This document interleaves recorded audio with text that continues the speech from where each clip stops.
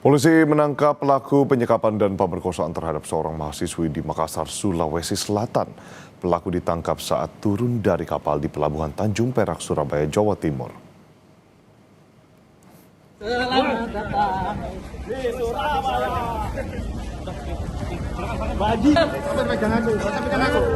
Pelaku dibekuk tim gabungan saat tiba di Pelabuhan Tanjung Perak, Surabaya.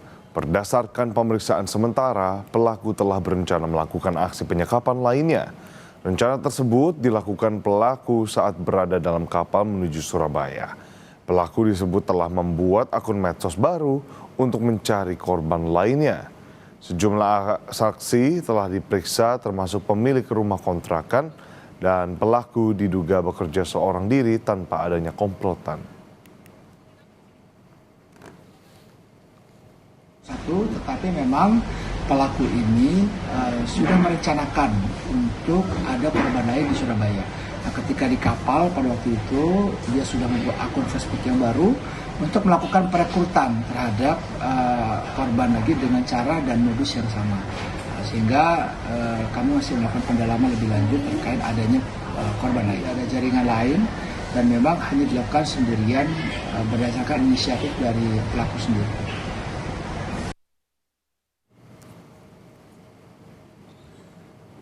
Sebelumnya, saudara seorang mahasiswi di Makassar disekap usai tertipu lamaran pekerjaan menjadi pengasuh di Kecamatan Tamalate, Kota Makassar. Selain disekap, mahasiswi tersebut juga diperkosa oleh sang pelaku. Penyekapan terjadi selama 3 hari di rumah kontrakan yang disewa oleh pelaku.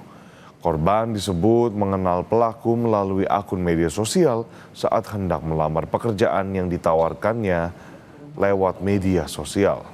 Kasus ini terungkap saat pemilik rumah datang melakukan pengecekan 10 Mei lalu dan menemukan korban di dalam rumah tersebut.